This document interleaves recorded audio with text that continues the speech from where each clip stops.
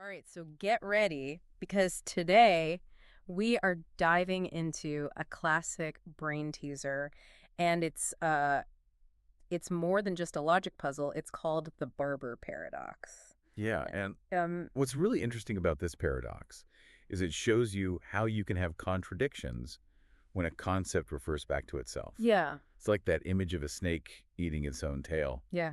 and that could have some pretty crazy consequences. Yeah, so like imagine there's this small town Okay, and there's only one barber.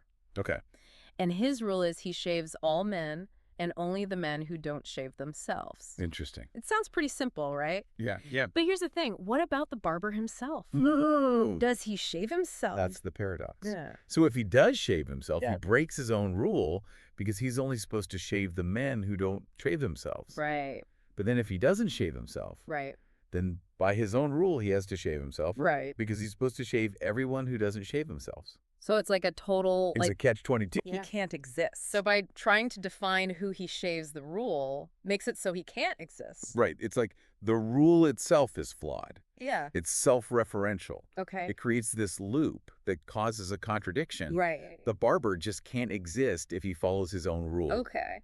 And yeah, this isn't just some random brain teaser. Right. It's actually related to a much bigger problem in logic and set theory called Russell's paradox. Okay, so how does a simple barber relate to set theory? Well, Russell's paradox asks this: can a set of all sets that don't contain themselves contain itself? Whoa. Yeah, it's another crazy loop. But instead of barbers, we're dealing with sets, which are just collections of things. Okay. It turns out that if you allow sets to contain themselves, it leads to contradictions, just like our barber. Okay, so both these paradoxes, the Barber Paradox and Russell's Paradox, Yeah. show how self-reference can really mess things up. Yeah. But is this just a math problem, or are there like real-world implications? Oh, yeah, for sure. It makes you think about logical consistency. When you have self-reference without careful rules, it can break down any logical system. Yeah. And this isn't just about math. Think about if our laws contradicted each other. Yeah. You wouldn't be able to figure out what's right and wrong. So our systems of thought, like law, could be vulnerable to these paradox breakdowns. Exactly. Okay. Even the definition of a word can be a problem if it refers to itself. Right. Think about legal battles over contracts. Yeah. One word can change everything. So it's not just logic, it's also about how we use language to understand the world. Yeah. Are there other examples of these like mind-bending loops? Of course. Okay. The classic example is what's called the liar paradox. Oh, okay. And that is the statement. This statement is false. Oh, yeah. If the statement is true, then it must be false. But if it's false, it has to be true. Right. It's another one of those contradictions that makes your head spin. So self-reference is like a trap door. Yes, You think it's fine, and then boom, exactly. fall into all these contradictions. But if these paradoxes show flaws in our systems, are there ways to fix them? That is the question. Yeah. One way to kind of solve it is by saying the barber with this rule just can't exist. Okay. The paradox itself is the problem. So the barber's just like imaginary? Kind of. Yeah. The contradiction shows us that the whole idea of the barber doesn't make sense. Yeah. It's like trying to build a house on sand. It's just not possible. So it's a red flag that says, hey, go back and rethink this whole thing. Exactly. That's a pretty powerful idea, but are there other ways to think about this? Oh, yeah, definitely. Another way is to think about if there are any loopholes or exceptions that would let the barber exist, Okay. but still follow his rule. Okay, so we're back, and I'm still thinking about how one barber can just totally mess up our logic. Yeah. It really shows how simple rules can have like huge consequences. Yeah. And those consequences can like totally change how we think. Okay, so if we want to keep our barber, but not break logic, you mentioned loopholes. Right. How can we change his rule to make him like logically possible? Well, one way is to say like he doesn't have to shave every single man who doesn't shave himself. Okay. Just most of them. Okay. Or maybe he has like a helper, someone to shave him. Ah, so we add some flexibility. Yeah. It's like when you find a bug in a computer program, you got to like rewrite the code. Exactly. It's like we're looking at these paradoxes not as problems, but as like opportunities to improve our thinking. You said earlier that this isn't just for mathematicians. Right. Are there real life situations where these contradictions actually happen? Oh, yeah, all the time. Like, imagine a scholarship that's only for students who've never had a scholarship. Oh, I see what you're saying. So to get it, you can't have ever had it. Exactly. That's like the Barber Paradox, but for scholarship. Exactly. It shows why it's so important to make rules carefully so they don't end up meaning the opposite of what you want. This makes me think about all the rules we have in life. Are there like hidden paradoxes everywhere? It's Yeah. definitely possible. The Barber Paradox shows us that we need to really think critically about the rules we make and the systems we create. Yeah. We can't just accept things because they sound logical. Okay, so what have we learned from all of this? Is the Barber Paradox just like a fun brain game, or is there something more to it? I think it's way more than just a game. Yeah. It teaches us about logic, language, and even like the limits of how we think. Okay. It makes us question what we believe, look for contradictions, and be careful about self-reference. So it's like a lesson in critical thinking hidden in a brain teaser. Exactly. And it reminds us that even if we don't find like perfect solutions, just thinking about these paradoxes can help us grow. So even though it seems like a theoretical problem, it actually helps us in the real world. Absolutely. It reminds us that logic and language are powerful, Yeah. but they can be tricky. We have to use them carefully so we don't fall into these paradox traps. I think we've covered a lot about the Barber Paradox, but I have one last question. Okay. Let's say the barber actually does exist. Even with the paradox, how would he live his life? Whoa, that's a great question. It's like asking, what if the impossible was possible? Exactly. We're taking the paradox even further. Maybe he has a secret system or like a loophole that lets him follow his rule. Okay. Or maybe he lives in a world where logic works differently and paradoxes are normal. So it's not about finding the right answer. Right. It's about exploring and thinking in new ways. Exactly. That's what's so cool about these thought experiments. They make us creative and help us see things differently. Yeah. And who knows, maybe one of our listeners will figure out how to make the barber real. That would be amazing. But I think we've given our brains enough to think about for today. So for our listeners, we'll leave you with this thought. If the barber did exist, how would he shave all the men who don't shave themselves without breaking his own rule? Yeah, tell us your ideas. We'd love to hear them. Okay, so we're back, and we've been on this journey exploring the Barber Paradox. Yeah, it's crazy how something so simple can lead to like really big questions. Yeah, we've talked about logical contradictions, self-reference, and even like loopholes in reality. It's true. It makes you realize that the most complex problems can come from the easiest ideas. Yeah, But that's why these deep dives are so cool. We get to like challenge ourselves and understand the world better. it's true. And sometimes just going on the journey is the most important part. Yeah. Even if we can't like perfectly solve the paradox, Yeah. exploring it helps us think more critically. So as we wrap things up, what are like the main things you hope our listeners take away from this? Well, I hope they see how powerful but tricky self-reference can be. Oh, It's everywhere, in math, computers, yeah. language, even social systems. Yeah. If you can spot those self-referential loops, you can avoid those logical problems and create better systems. So it's like a warning system for our brains. Exactly. And beyond self-reference, the Barber Paradox shows us that we should always question what we believe, even if it sounds logical. Absolutely. We got to dig deeper. Look for those hidden contradictions and challenge the rules we just accept. And most importantly, I hope this made everyone more curious. Oh, yeah, for sure. The world is full of paradoxes and puzzles, It is. and thinking about them helps us learn so much. It's a reminder that there's always more to learn. Yeah. And even things that seem impossible can inspire us and change how we think. So to everyone listening, keep thinking, keep questioning, and remember, sometimes the simplest questions lead to the biggest discoveries. That's all for our deep dive into the Barber Paradox. See you next time. Ever get that feeling like you're living in a time loop? Well, today's deep dive might just amplify that feeling.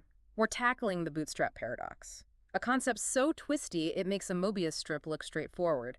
You've shared some material with us, and our mission is to see just how deep this rabbit hole goes. It's a paradox that really probes the limits of our understanding of time and maybe even reality itself. Okay, so imagine this. You're a time traveler, and you go back to meet Beethoven, hoping to witness the creation of his Fifth Symphony. But you find out he's never composed a single note. What's even weirder is that you're the one who gives him the sheet music, which he then copies. So did Beethoven really write his masterpiece? That's the essence of the Bootstrap Paradox. Something exists, but its origin is a loop, seemingly coming from nowhere. It challenges the very notion of cause and effect, like trying to lift yourself up by your own bootstraps, a physical impossibility. Hold on. So are we saying Beethoven's music just popped into existence? That's even wilder than saying he had an alien muse. Not exactly. The music exists, that's for sure. But the paradox highlights the problem of where it originated, if it was brought from the future. becoming the cause of its own existence in the past. It's like a snake eating its own tail, a symbol of cyclical time, where cause and effect become intertwined. Whoa, okay. My brain's already doing loop-de-loops. But could this apply to things other than music? Like real-world stuff? Absolutely. Let's say a scientist in the year 2100 stumbles upon the formula for a revolutionary renewable energy source. Mm-hmm. But then a time traveler from 2150 shows up, bringing the very same formula back to the year 2090. The scientist in 2090 uses this formula, sparking the very discovery that will supposedly happen a decade later. So instead of sheet music, it's a scientific formula traveling through time. But the question remains the same. Where did it truly come from? Exactly. This thought experiment underscores how the Bootstrap Paradox might apply to knowledge, ideas, even inventions. It forces us to reconsider how we view the origins of, well, just about anything. You know, this is already making me think differently about everyday things. Like, where did the idea for the wheel come from? What if someone traveled back in time and, I don't know, dropped a frisbee and bam, inspiration struck? That's the intriguing part. While the Frisbee scenario is a bit far-fetched, the paradox asks us to entertain the possibility that even our most fundamental inventions might have origins more complex than we assume. Okay, I'm officially down the rabbit hole. But, you know, if we entertain this idea of things existing without a clear starting point, doesn't that mess with like everything we know about how the universe works? You're hitting on a crucial point. The Bootstrap Paradox challenges some bedrock principles, and that's where things get really interesting. One of those principles is causality, the idea that every effect has a cause. But in this paradox, the cause and effect are so intertwined, it's impossible to tell which came first. Yeah, it's blowing my mind a bit. It's like the universe is playing a cosmic game of chicken and egg, but with, time travel thrown in for good measure. The paradox forces us to ask if time travel, were it possible, would even allow for these closed causal loops. And even more fundamentally, does it shatter our understanding of how time itself operates? All right, hold on. I need to catch my breath. This is heavy stuff. But it sounds like there's more to this than just the science of time travel. Are there philosophical implications too? Absolutely. The Bootstrap Paradox isn't just about physics. It delves into profound philosophical questions about the very nature of existence. Can something truly exist without an origin? Whoa, that's a deep thought. So are we just illusions then? Is nothing truly original? Not necessarily, but the paradox throws a wrench into our conventional understanding of origins and creation. It prompts us to ask, is the origin of something even relevant if its impact and significance are undeniable? So it's less about where something came from and more about what it is and what it does in the world? Precisely. Think of a work of art that moves people deeply. Does it really matter where the inspiration came from if the art itself holds inherent value? Okay, that's actually a comforting thought. But I imagine there are still plenty of people who find the implications of all this pretty unsettling. What about the implications for free will? If the future influences the past in this way, does it mean our choices are predetermined?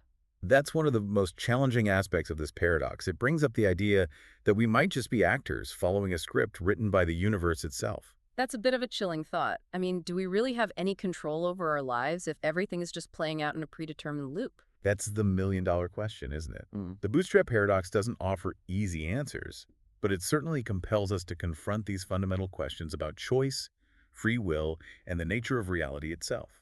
All right, my brain is officially full. We've talked about the implications for science and philosophy, but is there a way to actually resolve this paradox? Are there any theories that might explain how something can exist without a clear beginning? There are a few intriguing possibilities, and thankfully some of them are a bit less mind-bending than others.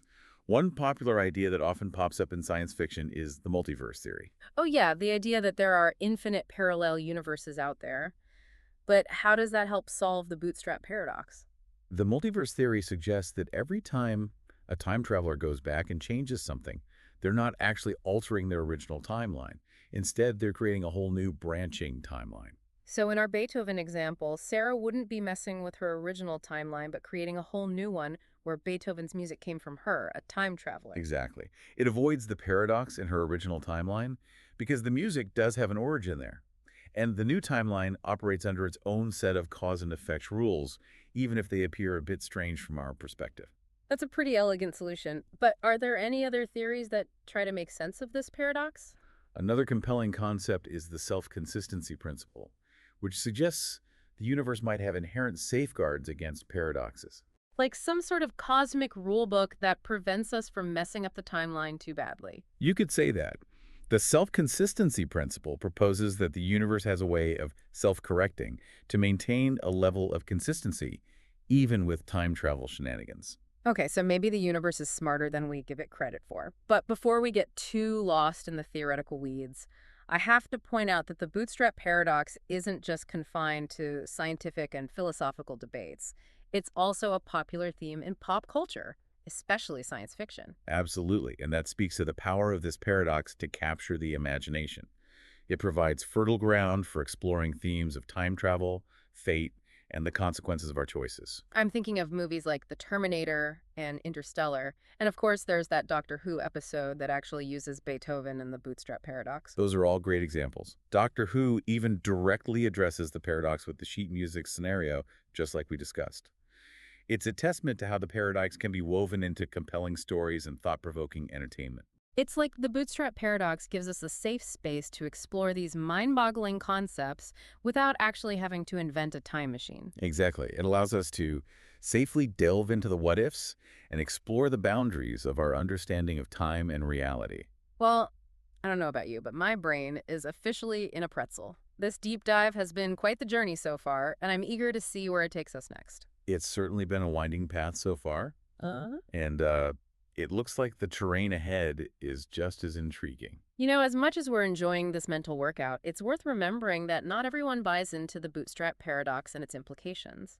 I bet there are plenty of folks out there who see it as a fun thought experiment, but not a serious threat to our understanding of the universe. You're right. Some physicists and philosophers argue that the paradox is more of a logical puzzle than a sign that reality is broken.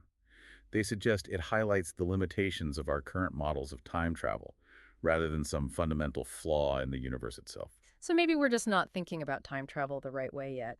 That's one perspective.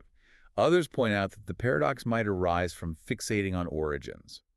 They argue that the impact and significance of something could be more important than where it first appeared. Okay, so even if we can't pinpoint the exact starting point of, say, a scientific discovery, we can still appreciate its contribution to knowledge and its effect on the world. Precisely. Going back to our art analogy, does it really matter where the artist found their inspiration if the painting itself evokes emotions and sparks conversations? That's a good point, but I'm guessing there are still plenty of people who find the implications of the bootstrap paradox, especially for free will, pretty unsettling. Absolutely, it's a natural reaction. After all, the paradox suggests the future might influence the past, raising the specter of predetermination. If events are locked in a closed loop, does it mean our choices are merely illusions? Yeah, that's a tough one to swallow. It makes you wonder if we're all just puppets dancing to a pre-written cosmic symphony. It certainly challenges our intuitive understanding of choice and agency. But the paradox doesn't give us a definitive answer. Instead, it forces us to grapple with those profound questions about the nature of free will and whether we truly have control over our destinies. It's enough to make you want to go back in time and warn your past self about all the existential angst heading their way. Perhaps. Or maybe embracing the paradox is part of the journey. It's a reminder that the universe is a vast, mysterious place, and our understanding is constantly evolving. I can get behind that. It's like acknowledging that the map is not the territory. There's always more to discover, more layers to peel back. Exactly. And who knows what other mind-bending paradoxes await us as we continue to explore the depths of time and space. Well, before we completely lose ourselves in the cosmic abyss, I'm curious about something. We've talked about the philosophical implications and the mind-boggling nature of the bootstrap paradox, but does it have any practical implications? I mean, does this paradox actually affect us in the real world? That's a great question. And it's one that scientists and engineers are actually starting to explore. While the paradox itself might seem purely theoretical, the concepts it raises could have very real implications for fields like artificial intelligence, computing, and even material science. Wait, hold on. How could something as abstract as a time travel paradox possibly influence something like artificial intelligence? Imagine designing an AI that could learn and adapt based on information from the future. Such an AI could potentially solve problems or make decisions that would seem impossible based on our current understanding. So it's like giving the AI a sneak peek at the answers in the back of the cosmic textbook. In a way, yes. Of course, we're still a long way from creating time-traveling AIs, but the theoretical framework is there. The Bootstrap Paradox forces us to consider the possibilities of information flow that transcends our linear understanding of time. Wow, okay. That's mind-blowing. And what about computing? How could the paradox apply to that field? Think about self-replicating code, programs that can create copies of themselves.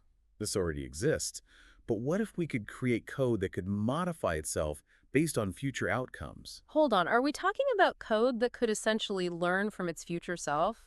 That sounds like something straight out of a science fiction movie. It does, doesn't it? But it highlights how the concept of something influencing its own creation, a central theme in the Bootstrap Paradox, could have very tangible applications in computing. All right, you've officially lost me. My brain needs a reboot. But this is incredibly fascinating. It is. And let's not forget materials science. Imagine creating materials that could adapt their properties based on future conditions, like self-healing metals or fabrics that change their insulation properties depending on the temperature. So the Bootstrap Paradox, while rooted in theoretical physics, could potentially spark innovations in a whole range of practical fields. Absolutely. It underscores how even the most abstract concepts can have very real and tangible implications. And as our understanding of the universe evolves, who knows what other seemingly paradoxical ideas might turn out to be the key to unlocking new technologies and possibilities. This is making me think about those classic science fiction writers who envisioned things like video calls and self-driving cars decades before they became reality. Maybe they were onto something with these seemingly outlandish time travel stories. It's quite possible they were tapping into some deeper, intuitive understanding of the universe's workings. But as exciting as these potential applications are, it's crucial to remember that the Bootstrap Paradox shouldn't be taken as gospel truth. It's still a theoretical construct, and our understanding of time travel and the nature of reality is far from complete. So a healthy dose of skepticism is still warranted. Absolutely. We should always be questioning our assumptions, seeking new evidence, and refining our understanding of the world. That's the beauty of science. It's a constant process of exploration and discovery.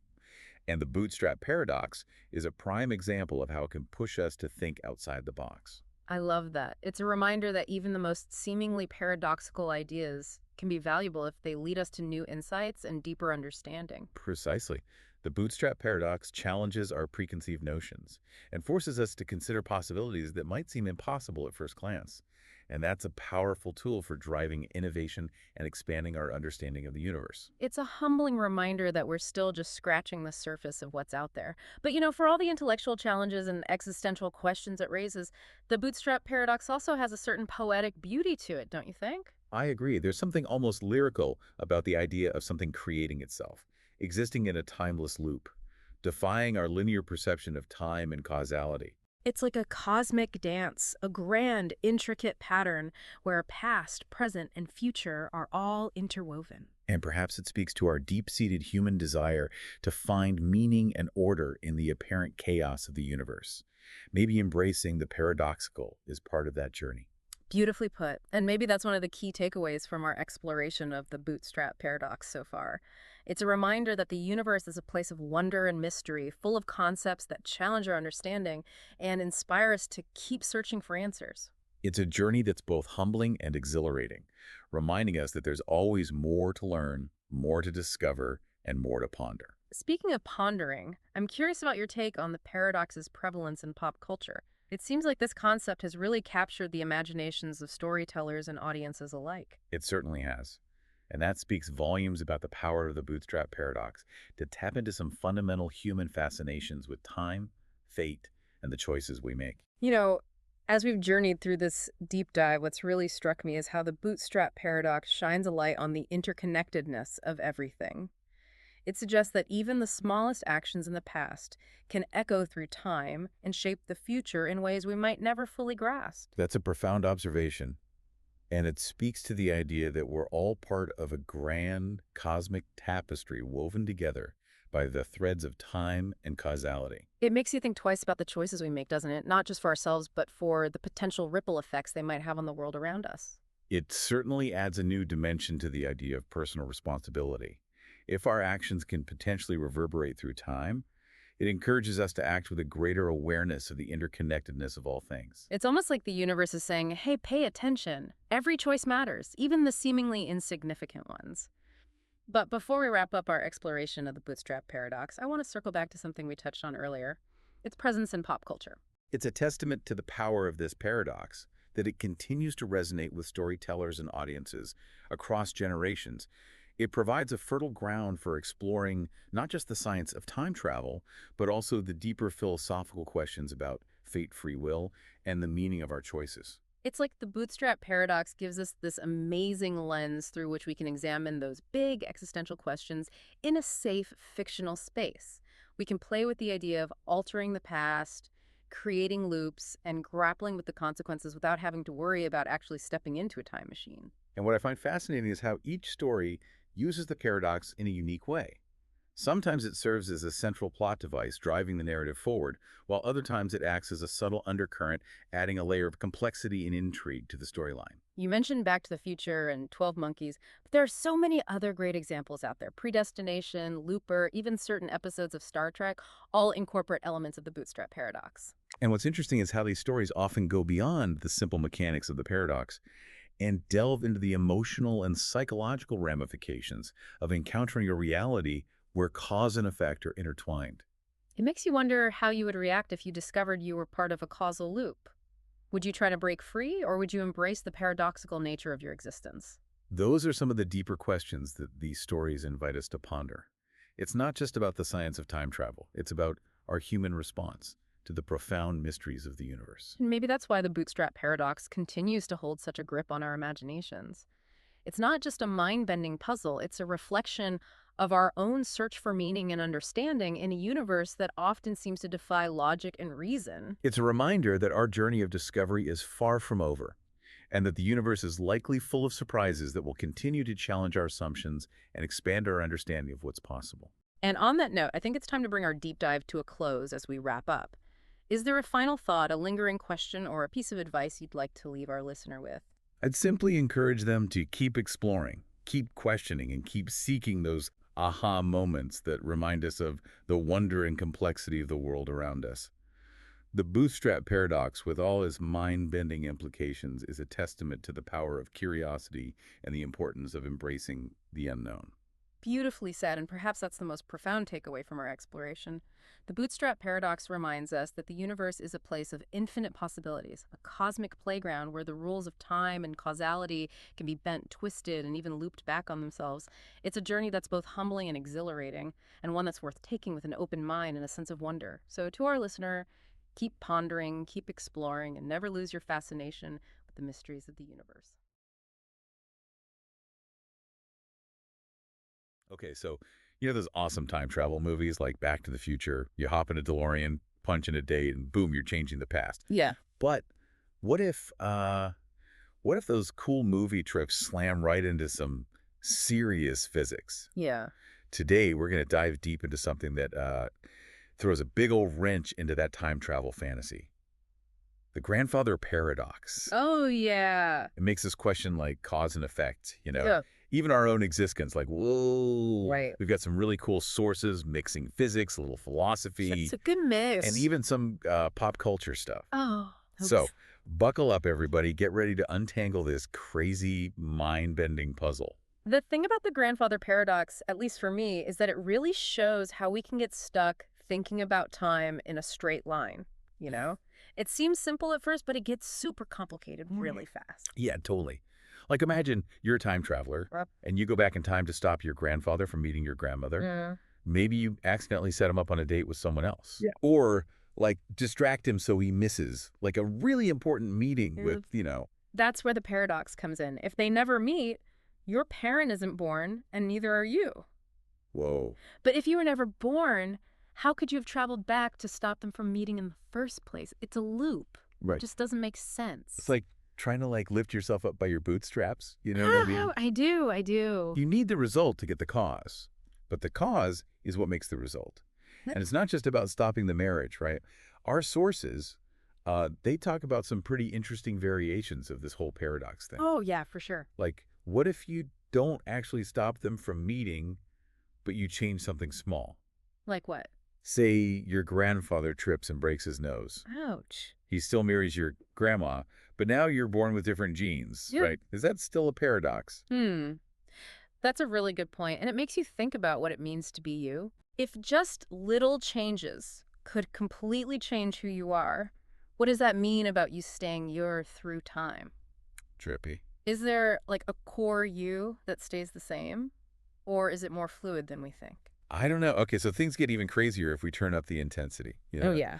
What if instead of just stopping the meeting, Hmm. you kind of make sure your grandfather never has kids, period? Oh. We're Ugh. talking like paradox overload. That takes the main problem of the paradox to a whole other level. You're basically trying to create a world where the reason you exist is totally gone. It's like impossible. It seems like it goes against like the basic rules of cause and effect. Could that even happen? So time travel, at least the way we see it in the movies, is kind of like a recipe for uh, cosmic chaos. Yeah. But before we all freak out about like existing or whatever, Hmm. let's see how some really smart people have tried to explain this paradox.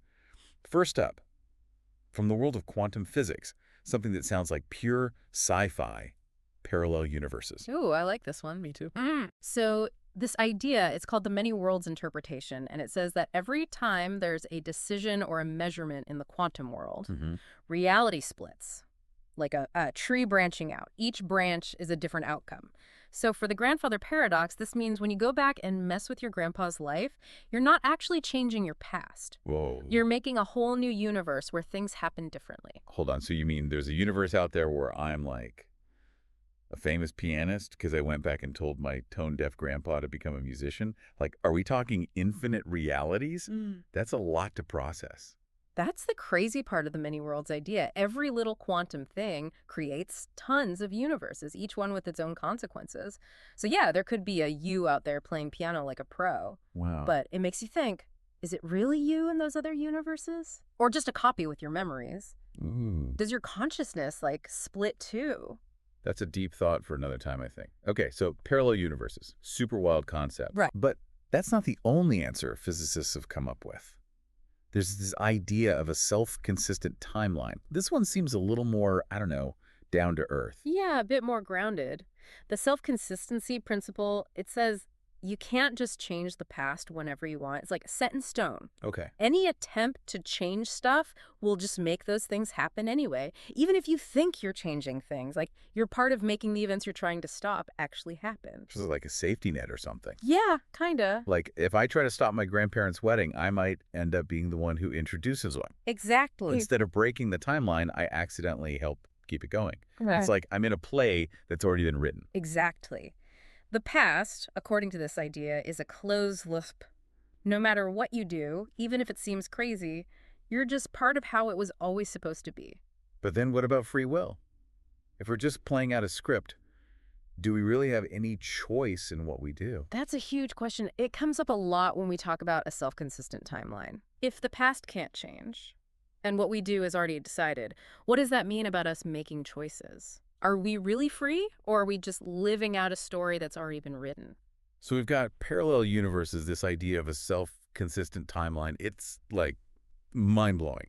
But there's one more solution to talk about, one that takes that fixed timeline idea and goes all in.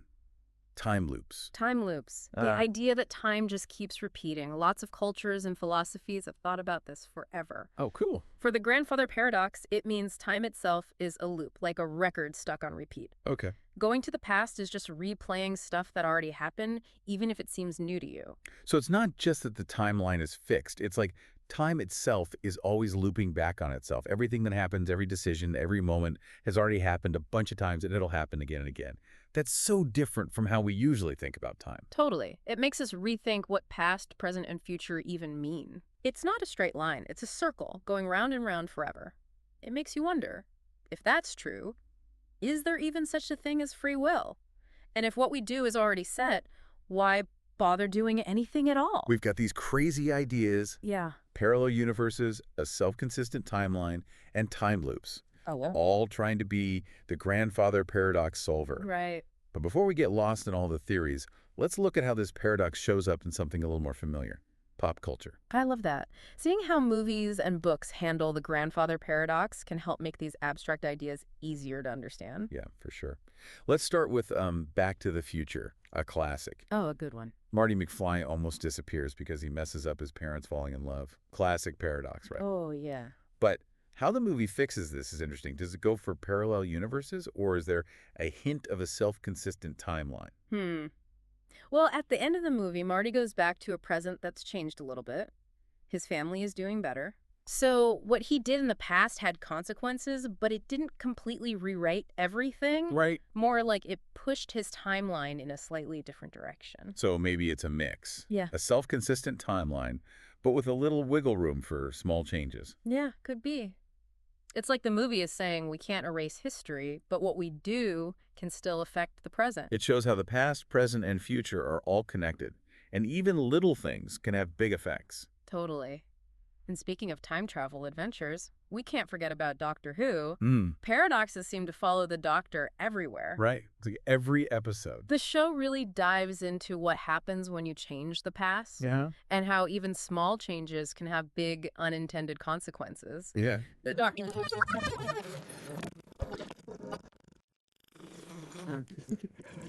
It is. And it reminds us that messing with time can cause ripples we don't even understand. But then there's the Terminator. It takes changing the past to a whole other level. Oh, for sure. The Terminator asks, is the future set or can we change it? The characters are trying to stop a terrible future. Right. It shows how tricky time travel would be, ethically speaking. Like, if you could change the past knowing what you know now, would you risk making things even worse? That's a tough one. There's no easy answer to that.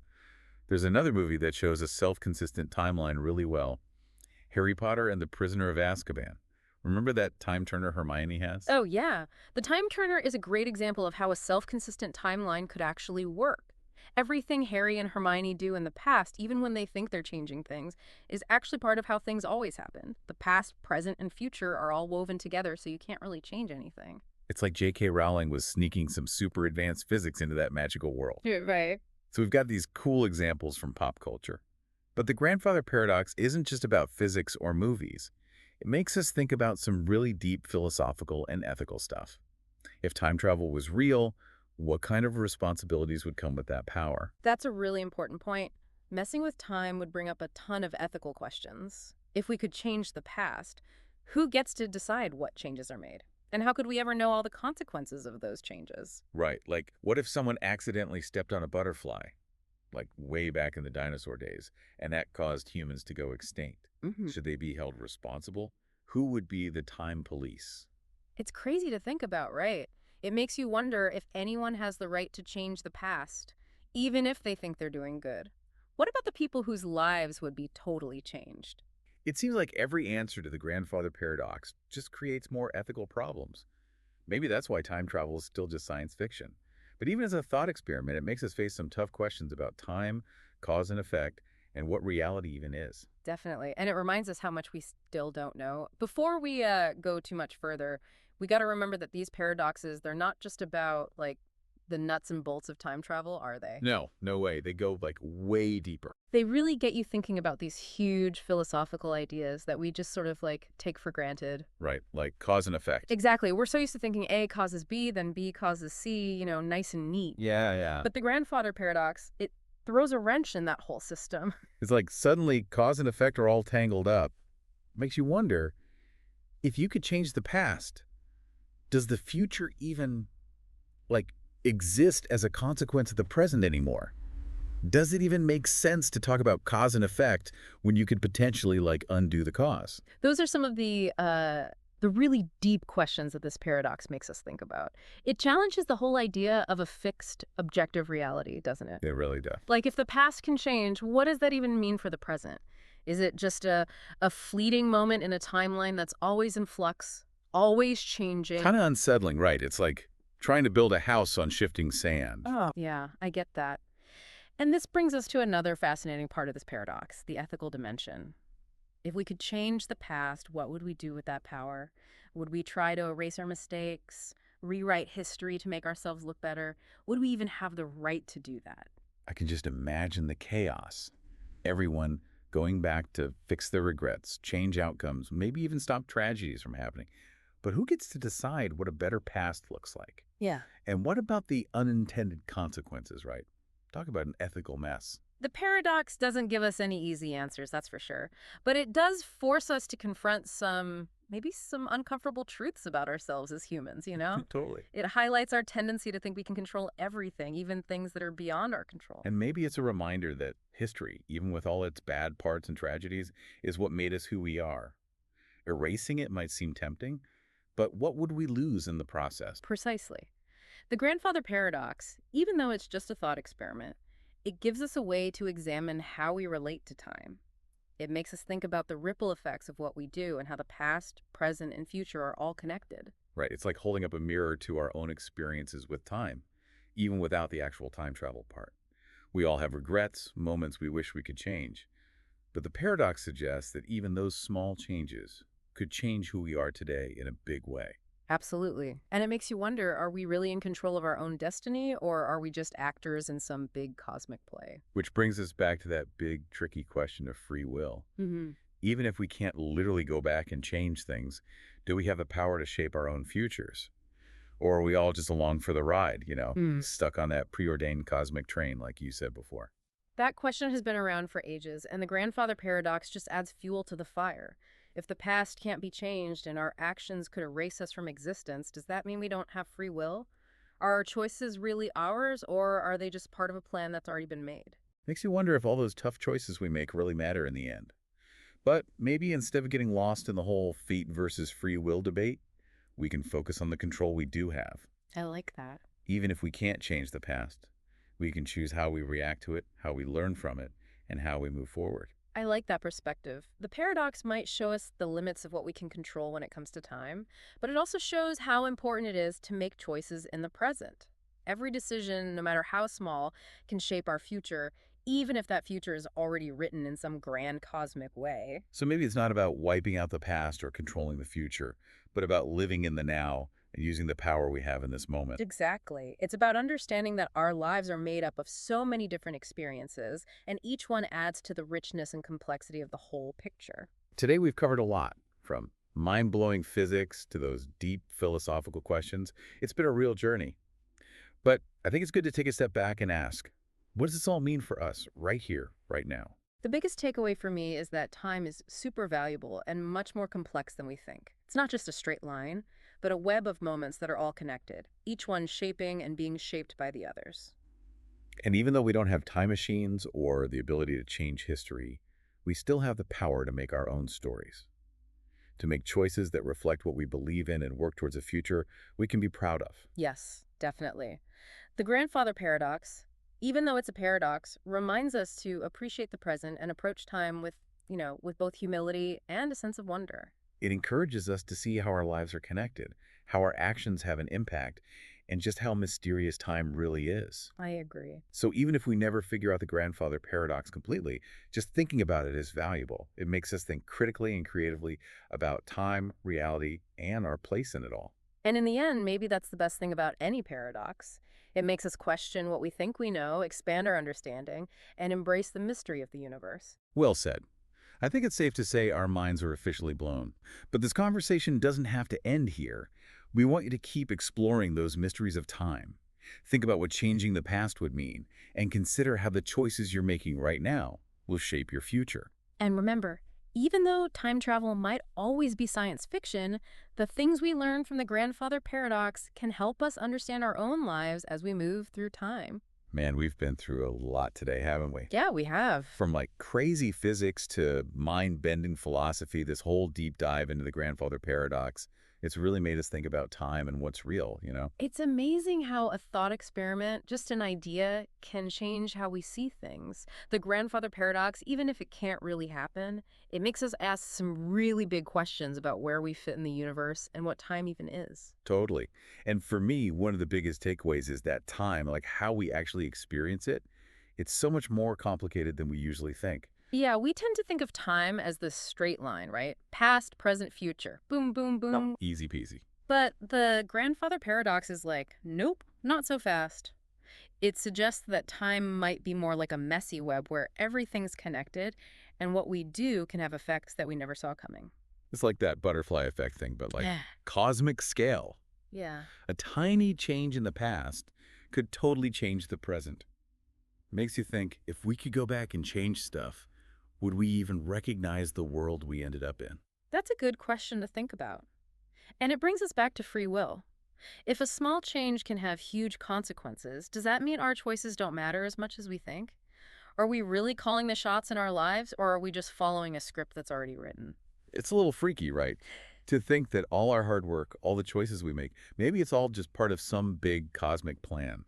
But maybe we can look at it another way. Oh, how's that? Instead of getting stuck on the idea of a fixed destiny, maybe we focus on what we can control right now.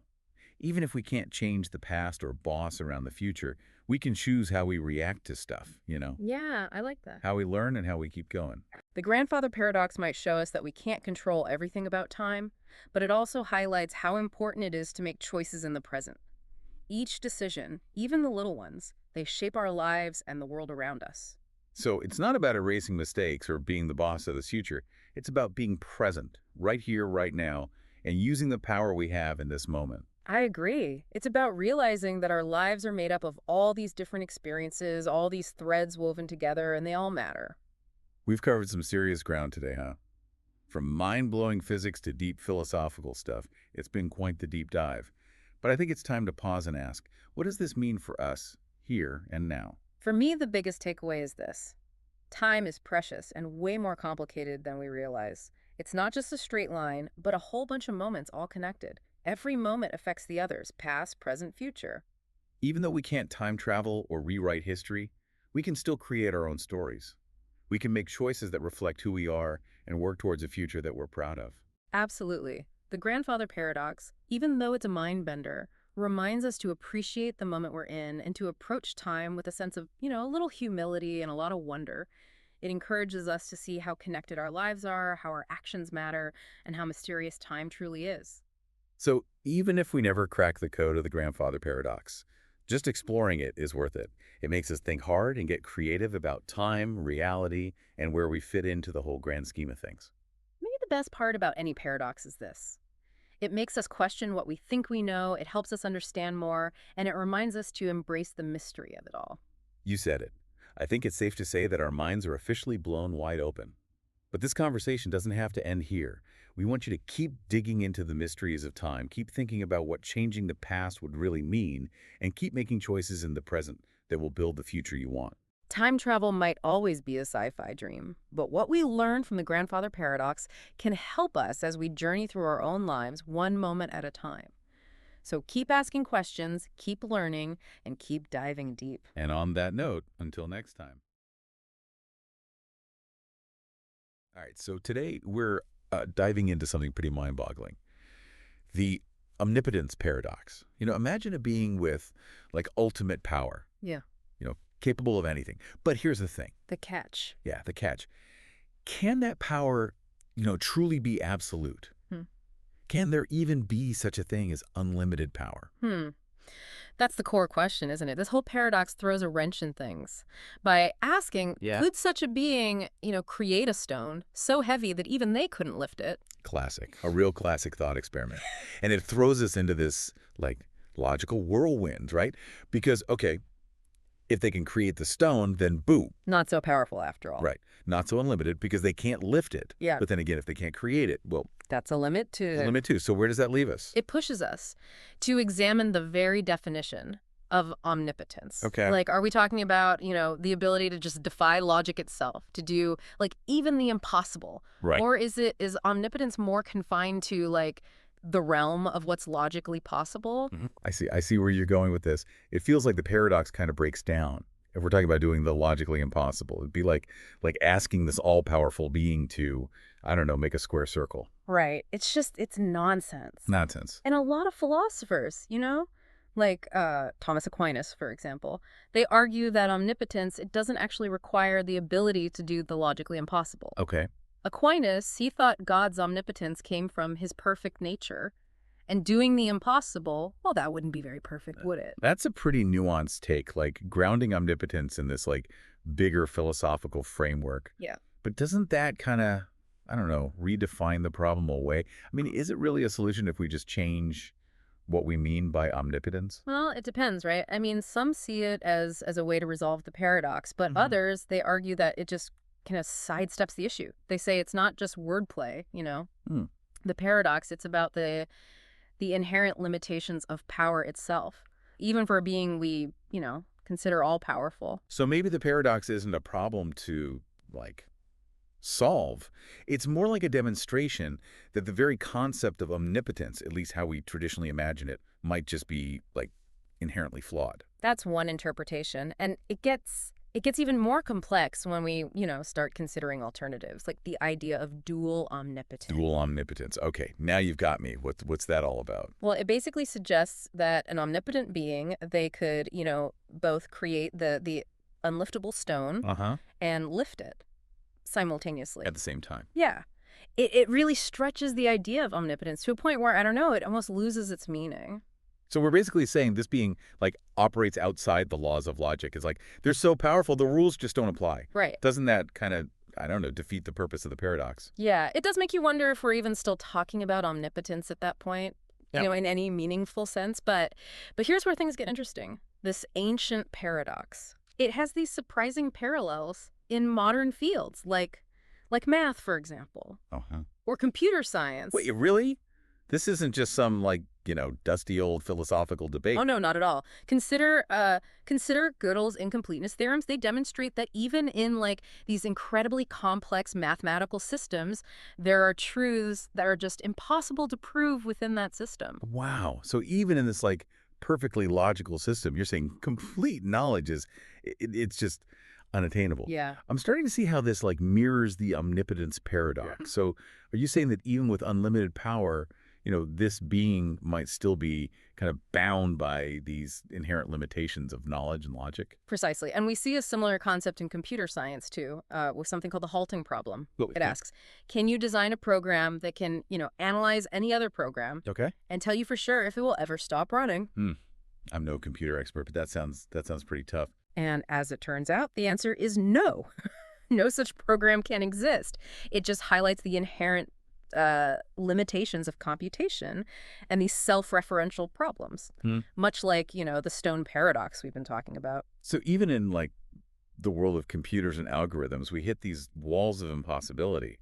It seems like wherever we look, there are, like, limits on what can be known or achieved, even with, seemingly unlimited power. You got it. And some even go as far as connecting the paradox to, like, multiverse theory, Whoa, hold on. suggesting that, maybe omnipotence only really works if all possibilities actually exist. Damn. In other words, there would have to be, like, different universes where the being can and can't create the stone simultaneously. We went from lifting stones to, like, multiple universes.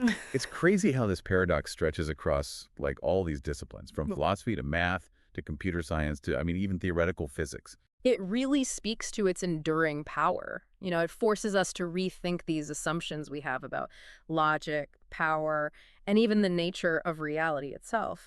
But it's not just an abstract brain teaser. You know what I mean? Oh, totally. It'd be great to, like, bring this down to earth a little bit. How does the omnipotence paradox, connect to our everyday lives? Well, think about it this way. In our own lives, even, none of us can really be the absolute best at everything. Well, tell me about it. There are always trade-offs, limitations, areas where we excel and others where we, well, Struggle, big time. Like, I might be a decent podcast host, but my gourmet cooking attempts, yeah. let's just say they're less than successful. Right. It's good to know your limits. Yeah. You might be an incredible athlete, but you're terrible at remembering names. Maybe you're a brilliant artist, but you can't balance a checkbook. Oh, no. It's part of what makes us human, right? Yeah. So maybe the lesson here is that even if omnipotence were possible, it wouldn't necessarily mean being good at everything. Like, there's a difference between unlimited power and unlimited, I don't know, skill or ability. Exactly. And this idea of inherent limitations, it plays out in other areas too. Think about government power. Governments have a lot of authority, but they can't just create laws that contradict their own principles. Right. Without creating chaos. That makes sense. It'd be like a government passing a law that says everyone must follow the law except us. Yeah. It wouldn't work. Right. A self-defeating loop. Total self-defeating loop. Exactly. And this principle, It even applies to technology Mm. and artificial intelligence. One of the big questions in AI research is, can we create an AI so smart that it can actually outsmart itself? Ooh, that sounds familiar. It's like the stone paradox all over again, but Yeah, with algorithms instead of, rocks. exactly. It's back to the self-defeating loop.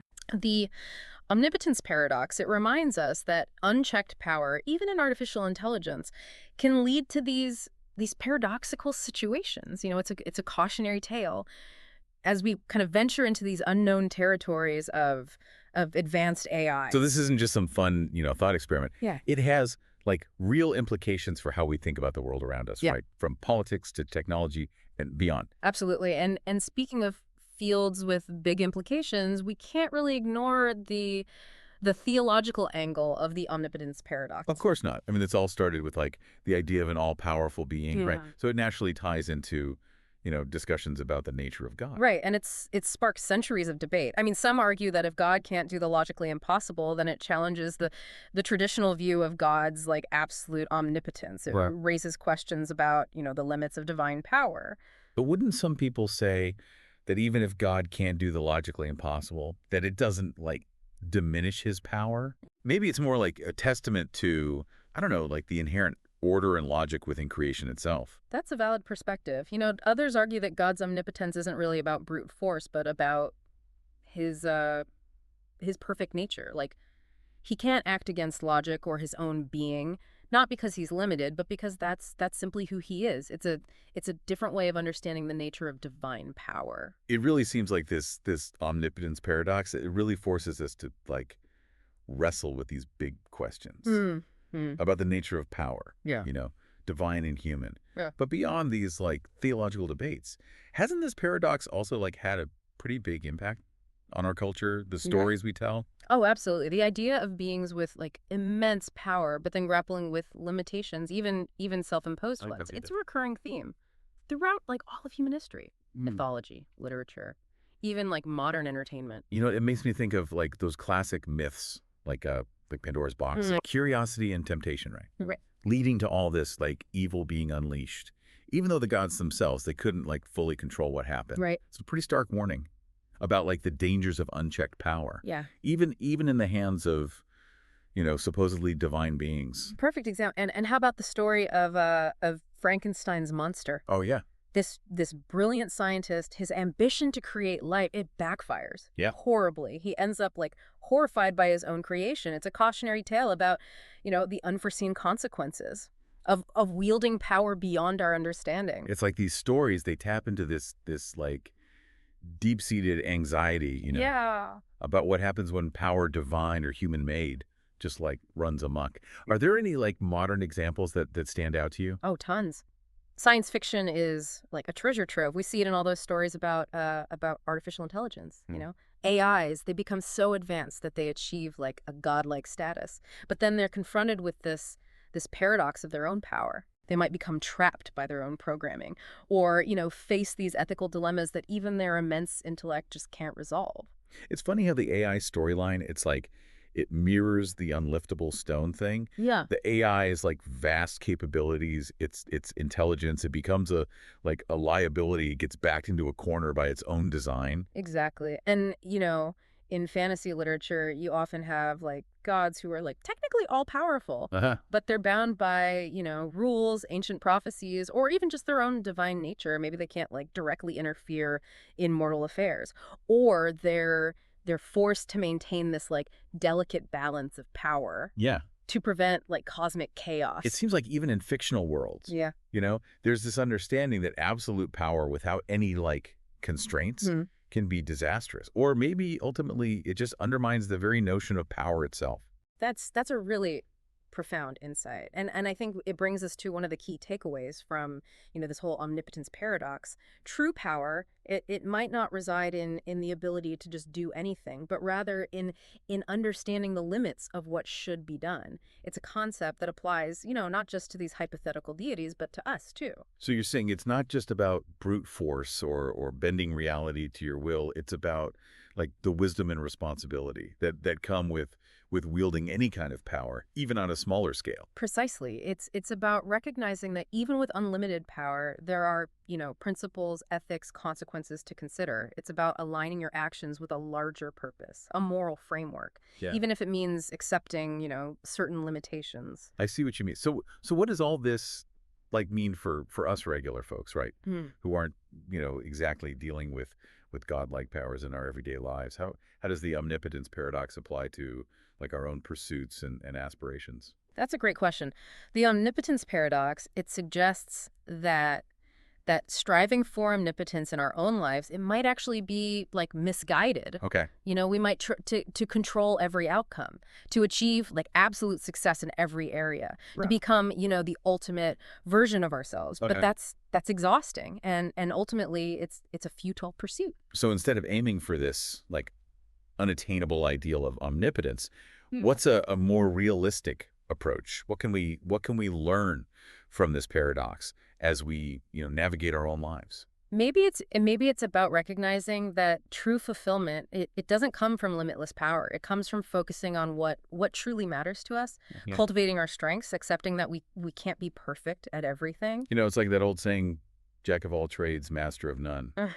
Maybe it's better to become like really good at a few things that we're like passionate about, Right. rather than, spreading ourselves thin, trying to excel in like every area. I think that's a wise perspective. It's about finding that sweet spot, Makes sense. between striving for excellence, but also acknowledging our limitations. Right. It's about understanding that our imperfections, they're not weaknesses. They're part of what makes us unique human. So the omnipotence paradox, I mean, it's a mind-boggling philosophical concept, right? But Mhm. but it also offers this powerful reminder about embracing like our humanness. It suggests that our limitations can actually be a source of creativity, Right. resilience, even Yeah. even connection. Absolutely. We can find power not by denying our limits, but by understanding them, Yeah. working within them. It's about finding strength in our vulnerabilities, Mm. our imperfections, our shared human experience. It sounds like the omnipotence paradox is not just a like theoretical exercise,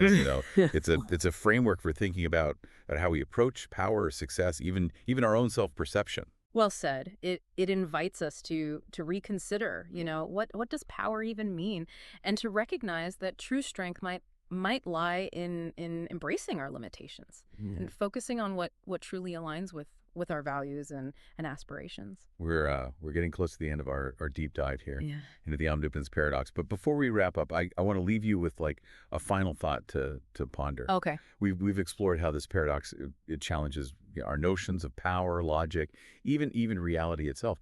But I think it also poses this really personal question for each of us. You know, Yeah.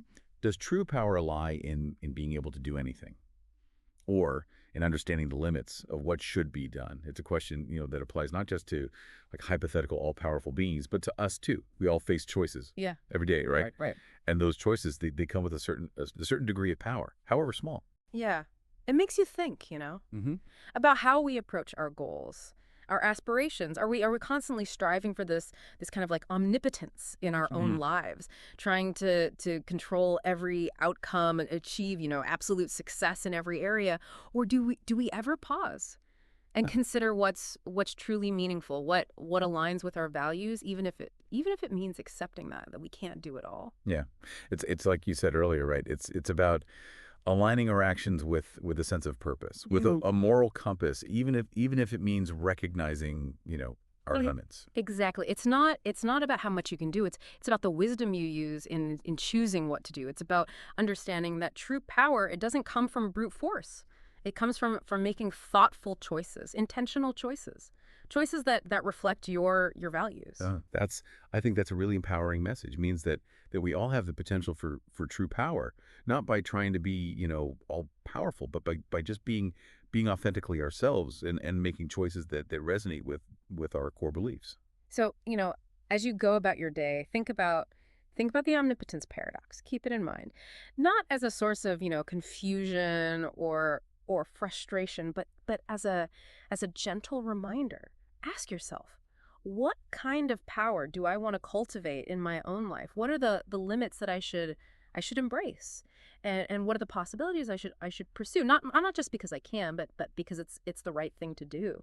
That's a really beautiful way to frame it. It's not simply about what we're capable of, but about the intention, Yeah. the integrity behind our actions. Precisely. And who knows? Maybe by pondering these questions you'll unlock, a deeper understanding of your own potential. A potential that's not limited by this pursuit of omnipotence, but rather it's fueled by the wisdom of knowing your own strengths, your values, and the choices that truly matter.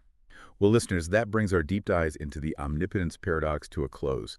We hope you've enjoyed this mind-bending journey with us. It's a paradox that's resonated, for centuries, and it continues to challenge us, to Yeah. challenge our assumptions about power, about logic, about the very nature of reality. Keep those brain gears turning, and until next time, happy deep diving. Ever looked at something you've had for ages, like an old photograph or a pair of shoes you've worn forever, and you think, is it really still the same thing? Yeah. Today, we're going deep on a thought experiment that'll make you rethink that question entirely. Really twist your brain a bit. Get ready. Yeah. It's the ship of Theseus. A classic philosophical It's puzzle. been around for centuries, Since ancient Greece, actually. and it still makes us rethink what sameness really is. Mm, So picture this. okay. The ship sailed by the hero Theseus. Okay. The Athenians absolutely loved this thing. Right. It was like their prized possession. Like their version of, I don't know, the Declaration of Independence or something. Yeah, Well, exactly. So naturally, they wanted to preserve it, of course. keep it in perfect condition forever. Makes sense. But here's the problem. Okay. Ships are made of wood, Yeah. wood rods. Mm-hmm. So what did they do? I'm guessing they replaced the wood. They did, Oh, okay. plank by plank, As it rotted. as it rotted. They kept replacing the old planks with new ones. Smart. Seems simple enough, right? Seems like a good way to keep the boat going. But what happens when they replace every single plank? Mm. Is it still the same ship? Well, that is the question, isn't it? That's Mhm. the ship of Theseus paradox right there. Exactly. And it's not like this is some new idea either. Yeah, it's been around for a while. It goes all the way back to ancient Greece, Like way back. which I think is fascinating It really is. that people have been arguing about this for centuries. Shows you how deep this question goes. Yeah, and here's the thing. It's not just some abstract brain teaser. Oh, no. It really makes you think about how we see ourselves, Mm. our technology, even our culture, Big stuff. our stuff. Yeah. So let's break down the different ways philosophers have tried to answer this. Okay. One view is the objectivist view. Okay. They'd say, look, if it still looks like a ship Uh-huh. and it sails like a ship, It floats. it's the ship of Theseus. It's all about the form and function. The purpose it serves. Yeah. It's Yeah. like, when you update your phone, Right. new software, Maybe a new case even. and it's still your phone, right? Still does the same things. Exactly. You still use it the same way. Then there's the essentialists. Yeah. They're all about the original material. So for them, If the original planks are gone, yeah, new ship, it's a different ship. totally different ship. It's like if you replaced every single part in your car, I see where you're going. would it still hold those same memories? Would it still feel like your first car? Exactly. That's a good way to put it. Right. So it really makes you think about, The origin Yeah. where things come from. yeah, the significance of the origin, even if everything else is the same. Mm-hmm. Now, for a really wild one, Okay. the relational view. This one is They say it's all about the history the history of the object. of the object. Huh. So the Athenians believed it was still the ship of Theseus Okay. because of its history, Because of what it meant. its cultural importance. How important it was to their culture. It's like a family heirloom, Right. It's been passed down. passed down through generations. And if you've had to, fix it, restore it. It's still that same precious object Exactly. because of the meaning we give it. It's more than just the stuff it's made of. Exactly. And then there's the one that'll really make your head spin. Oh, boy. It's called four-dimensionalism. Four-dimensionalism. And it says the ship is all of its versions across time. Oh, wow. Like it's this constantly evolving entity, Okay, so almost like a long... like a timeline. Yeah, like a film strip. Yeah. With every version of the ship as a different frame. Each one a snapshot in time. And all of those versions together, They make up the whole ship. they make up the one At ship Christ time. across time. That's a wild one. So is this like saying that all of our past selves are still a part of us? That's one way to look at it. Even though we're constantly changing and growing? Mm, Is there some thread that connects us to who we were years ago? that's a deep question. It is. It really makes you think about whether identity is this fixed thing Or if it's constantly changing. or if it's something that exists across time.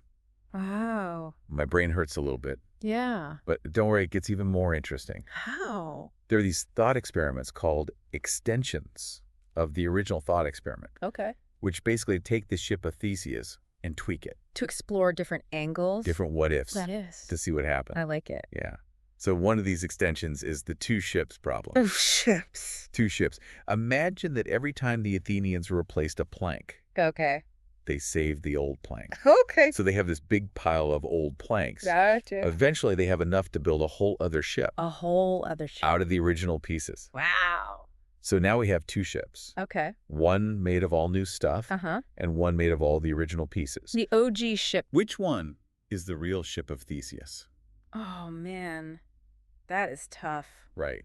Which one gets to keep the history, The title. the glory? The bragging rights. It really makes you think. Does the original material matter more? Yeah, Or is it about the ship that's been sailing all along? the ship that's been functioning as the ship of Theseus. This thought experiment is not making things easy. Not at all, but that's what makes it so fascinating. It forces us to really confront our assumptions. About what makes something the same over time. Exactly. It really shows you how much our intuition about identity is tied to Both the physical stuff the material. and how it works. Continuous function. There's another extension that looks at What? gradual versus sudden change. Okay. We tend to be more okay with the sudden change. Like if the ship was completely rebuilt overnight. Exactly. But when it's gradual, Little by little, one plank at a time, it gets trickier. it gets much harder to say. And it stops being the same. Yeah. And this is where it gets really relatable. Our bodies are constantly replacing cells. Yeah, our cells are always dying and being replaced. But are we really the same person we were 10 years ago? Or 5, or even yesterday. Exactly. You know that saying? Yeah. The only constant is change. Yeah, I've heard that word. But then what does that mean for identity? That's the big question. It is. The ship of Theseus is basically saying, hey, What? identity isn't necessarily this fixed point. Okay. It could be more like Like what? a river. A river. Yeah. Okay. Constantly flowing. It's changing. It's the same river. Okay, last one. What if, before we move on, Hit me with it. what if we mess with the functionality of the ship? Functionality. Like what if we added, an upgrade. yeah, a Yeah. super-powered engine or some amazing new sails? Ooh, fancy. Would that change its identity? And this is where it gets really relevant to our world. Our world of gadgets Our- and gizmos. Our world of technology. Think about your phone. Okay. You might replace the battery, Uh-huh. upgrade the storage, get a new case. But is it still your phone? Yeah, I think so. Right. But what about AI? AI. What happens when AI can learn and change its own code? Wow. Is it still the same AI? So are we saying that change, even improvement, could actually change the essence of something? It's a big question. And it makes you think about how innovation And progress. forces us to really consider what defines something. Whether it's a ship A phone? or even ourselves. Whoa, okay, my mind is officially blown. Mine too. But before I completely lose it, Yeah. let's ground this a little bit. Okay. The ship of Theseus isn't just some abstract idea. No, it's not. It has real-world implications. It pops up in all sorts of places. For example, think about biology and medicine. It's okay. Our bodies are constantly replacing cells. True. So technically, you're not made of the same physical matter you were years ago. That is true. Does that change how you think about who you are? It really makes you question how we define ourselves Yeah, and what role our bodies play in our identity. it makes you think. It does. What about organ transplants? Oh, wow. Yeah. If you receive a heart or a kidney from someone else, Does that change you somehow? does it change your identity? That's a tough one. It really blurs the lines. Of self and other. And it makes you rethink the boundaries of our individual identities. Makes you wonder where one person ends and another begins. Exactly. And it's not just about our bodies either. What else? What about cultural artifacts? Like historical buildings and art, We spend so much time and money restoring them. trying to preserve them. But if we replace the original materials, Are we really preserving them? are we creating something new? It's like that old saying, is it the same if it ain't got that thing? Right. Yeah. It makes you think about authenticity. What is authenticity? Is it about the original stuff? Or is it about the form and function? Or is it about the history? Yeah, the cultural meaning. The intangible stuff. It's a lot to consider. It really is. It's like this push and pull. Between Preserving the past, and keeping things new. and this tension shows up everywhere. In art, in history. Even in how we approach personal growth and change. You know, this is making me realize that The ship. the ship of Theseus is really about how we deal with change. How comfortable we are with things changing. Yeah, and how we make sense of those changes. That's a good point. So, okay, one last thing. What's that? Let's bring it back to personal identity. Okay. We're not just physical beings. No, we're not. We have memories, Experience relationships that shape who we are. so much more than just our bodies. Does the ship of Theseus have anything to say about that? Absolutely. It makes us think about what truly makes us us. Okay. Is it our body, our thoughts, our memories? Or is it all of those things together? It's a complex mix. Yeah, it's like the ship of Theseus is saying, hey, What? your identity is more than just the sum of your parts. It's something that emerges from all of those pieces working together. Your physical self, Your mental self, your emotional self, your social self. and it's always evolving. Always changing. Wow, that's a lot to digest. I know, right? We've gone from a simple ship To the nature of identity itself. and everything in between, We've explored the history of the thought experiment and the different philosophical responses. and how it plays out in the real world. But there's one more area where the ship of Theseus really shines. I'm intrigued. Tell me more. Pop culture? Pop culture. Yeah, You mean like movies and TV shows? exactly. It seems like everyone from sci-fi writers to comic book creators are obsessed with this thought experiment. I guess it makes sense. It's a goldmine for stories about identity Consciousness. and what it means to be human. It really makes you think. It does.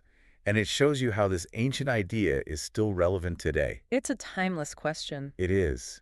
So are you ready to see how the ship of Theseus sails into the world of pop culture? I'm ready when you are. Let's set sail. Aye, aye, Captain. Okay, so pop culture examples of the ship of Theseus. And the first one that pops into my head is Star Trek. Ah, Star Trek. You've got the transporter. Gaming people all over the place. They basically disassemble you Atom by atom. and then reassemble you somewhere else. It's like magic. It is kind of like magic. But it makes you wonder, is the you that steps out of the transporter on the other side Yeah. really the same you? That's the question, isn't it? If you're being rebuilt from scratch, From the ground up. is something lost in the process? Like a piece of your soul or something. Yeah. Or is it just your physical body being reconstructed Mm-hmm. and your identity stays the same? It's a question that's been debated by Star Trek fans forever. Yeah, I can see why. It really highlights how the ship of Theseus idea can be applied to technology. To all sorts of cool tech. To things we haven't even invented yet. Exactly. Speaking of advanced technology, What about it? Blade Runner, Oh, yeah. replicants, Artificial humans. so close to real people. Almost impossible to tell the difference. They have memories, Emotions. even physical sensations. But are they really people? Are they individuals? That's the question Blade Runner asks. It makes you think about what it means to be human. What makes us human? Yeah. If a replicant can think and feel, Experience the world the same way we do? do they deserve the same rights? The same consideration. It's a big question. And it becomes even more important as AI gets more advanced. And as we learn more about biotechnology, Blade Runner really forces us to face these questions. it uses the ship of Theseus, To make us think about. the ethical and philosophical side of technology. Okay, one more pop culture example. Lay it on me. WandaVision. WandaVision. That show actually mentions the ship of Theseus by name No way. when they're talking about Vision's identity. Vision the android. Yeah, he's constantly being rebuilt and reprogrammed. So is he the same Vision each time? It's a great way to use the thought experiment in a superhero story. I like. It makes you think about how identity can be fluid Especially for artificial intelligence. for beings that don't have the same limitations as us. It's like the show is asking, what makes Vision Vision? Is it his body, His memories. his programming, Or something else. like his ability to love or to sacrifice himself? And as viewers, we're trying to figure it out along with the characters. It makes for a really thought-provoking show. It's a great example of how pop culture can make philosophy fun. So we've seen how the ship of Theseus shows up everywhere. From ancient Greece to modern movies and TV. It's a thought experiment that stood the test of time. And it's still making us think. It's a reminder that these questions about identity, About change, about what it means to exist. they're timeless. But here's what I think is really cool. What's that? The ship of Theseus isn't just some abstract idea. It's not just for philosophers. We can use it to understand our own lives, Our own experiences. our own world. One of the most fascinating things to me is how the ship of Theseus makes you think about change. We live in a world where everything is constantly changing. Technology is evolving at an insane speed. Our understanding of the universe is expanding. Even our bodies are in a constant state of flux. It's mind-boggling when you really think about it. So are you saying that maybe instead of resisting change, Yeah. we should embrace it? See it as an opportunity to grow. To transform. Exactly. The ship of Theseus reminds us that change is inevitable. It's happening all around us. And within us, The question is, how do we deal with it? how do we make sense of it? And how do we make sure we don't lose ourselves in the process? It's a balancing act It is. between holding on to who we are. And being open to who we might become. It's like the ship of Theseus is giving us permission To let go. of this idea that we have to stay the same, To embrace the fact that we're always evolving. always becoming something new, And that's a really powerful message. especially in a world that feels so chaotic sometimes. It's making me think about all the ways we try to hold on to the past. Like what? We collect souvenirs. We take pictures. We tell stories. It's like we're trying to build our own ship of Theseus to preserve some sense of sameness. in the face of all this change. And that makes me think about memory. Memory. Yeah, our memories are constantly being reshaped as we experience new things. So we're always creating our own personal ship of Theseus, Our own narrative of who we are. based on our past and present. And it's not just about clinging to the past, It's about incorporating those new experiences. weaving them into our story. Our identity is like a story we're always telling ourselves. And the ship of Theseus is a metaphor for how that story changes over time. Okay, so we've talked about change. We've talked about memory, We talked about pop culture. but I want to go back to something you said earlier What's that? about how the ship of Theseus can help us navigate change without losing ourselves. Can you talk more about that? Sure. I think one of the risks of holding on to sameness too tightly Okay. is that it can make us stagnant. Stagnant. Yeah, it can prevent us from growing, from Ugh. evolving as people. So it's like we get so attached to who we think we are Yeah. that we close ourselves off to anything new, We become afraid of change, afraid of the unknown. afraid of losing what's familiar. But the ship of Theseus is saying, What? don't be afraid of change. It's okay to change. It's a natural part of life. It's how we learn, how we grow. how we become more ourselves. So instead of resisting, Embrace it see it as an opportunity. to become the best version of yourself. You know, that's actually really helpful. It's a good reminder. It is. It's easy to get stuck in our ways. Especially as we get older. But the ship of Theseus shows us That's okay to let go. to evolve. To become something new. And that's a really empowering message. You've mentioned a few times that there's no right answer to the question of identity. There are lots of different ways to look at it. But is there anything we can say for sure about who we are? I think one thing we can say for sure is that we're all works in progress. Works in progress. Yeah. Meaning Meaning that we're constantly changing. evolving. Yeah, That's what makes life so interesting. I like that we're all works in progress. Always under construction. Like the ship of Theseus. Exactly. You know, it's funny how we started with just a ship, Uh-huh. and now we're talking about like the meaning of life. Yeah. It's amazing how this one thought experiment Just explodes. opens up all these doors in your mind. Makes you question everything. It's like this ancient puzzle. That's still relevant today. More than ever, maybe. Makes you wonder what the Athenians would think. If they could see how far this idea has sailed. So as we wrap up our deep dive into the ship of Theseus, Okay. what are some key takeaways for our listeners? I think the biggest one is that identity is complicated. It's not an easy answer. Not at all. It's something we wrestle with. Throughout our lives. And it's okay to not have all the answers. Yeah, it's more about asking the right questions. And being open to different perspectives. Another takeaway is that change is okay. It's not something to be afraid of. It's part of life. It's how we grow and learn. The ship of Theseus shows us that we're always in flux. Always evolving. It's about embracing that journey. So next time you're looking at an old picture, Or remembering a past version of yourself. remember the ship of Theseus, It's a reminder that identity is a journey. not a destination. It's about accepting that we're constantly changing. And that's okay. It's what makes us unique What makes us human. and what makes life so interesting. Beautifully said.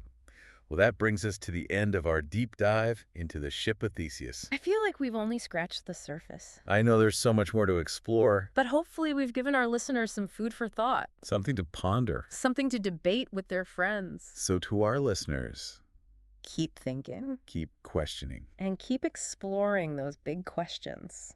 about who you are and what it all means. Until next time, happy sailing. Hey everyone, and welcome back for another deep dive. Yeah. Today we're going to be tackling something that's, well, it's a real head scratcher. It's called the Sorites Paradox, or sometimes the paradox of the heap. Hmm. Have you ever, have you ever wondered if those tiny little changes we make day to day actually add up to something big in the long run? Oh, absolutely. Yeah, I think about that a lot, like those seemingly insignificant choices we make, those little habits we form. Do they really make a difference? Well, that's exactly what this paradox explores, and it kind of pushes us to question how we define things, how we categorize the world around us. Interesting. So, how does this paradox actually work? Can you give us a quick rundown? Sure. So the classic thought experiment is all about a heap of sand. Imagine like a huge pile of sand, right? Okay, I can picture that. Now take away just one single grain of sand. All right, so we're left with, well, basically the same giant pile minus one tiny grain. Exactly. It's still a heap, right? Yeah, definitely. But what if you keep doing that? Like you just keep taking away one grain at a time. At what point does it stop being a heap? Yeah, that's a good question. I mean, one grain doesn't make a difference, but if you keep going, eventually there's got to be a point where it's not a heap anymore, right? Right, and that's the paradox. It highlights the vagueness of language and the difficulty of drawing precise boundaries around certain concepts. So it's not really about the sand itself, it's more about how we define what a heap actually is. Exactly. Words like heap or bald or rich, Yeah. they don't have clear-cut definitions. They're vague with fuzzy boundaries. I see. So it's like, when does a messy room become a disaster zone? One dirty sock doesn't make the difference, but at some point it crosses a line, right? That's a perfect analogy. And the Sorites Paradox forces us to confront that fuzziness, that lack of a clear dividing line. And you know what's interesting? You can kind of flip the script too. Start with just one grain of sand. Oh. Definitely not a heap. But then you keep adding more, one by one. Eventually you'd have a mountain. Exactly. And the paradox highlights that fact, that even though one grain doesn't make a heap, a collection of grains does. So where do we draw the line? When does that transition happen? Okay, so we've established it's not just about sand, right?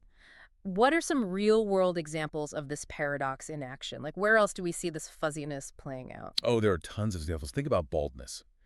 Losing one hair doesn't make you bald. True. But at what point does the hair loss become significant enough to actually cross that threshold? Where's the dividing line? Right. Or how about someone building a successful business? I mean, one sale doesn't make you a mogul, but it's those individual wins that eventually add up to something huge. Absolutely. Yeah. And that's what I find so powerful about this paradox. It reveals that so often it's the seemingly insignificant actions, those tiny grains of sand, that actually end up shaping our reality. We tend to focus on those big dramatic moments, Yeah. but it's the accumulation of those small, consistent efforts that really make a difference. Wow, that's actually a really empowering way to look at it. It makes you realize we have way more power than we think in shaping our own outcomes.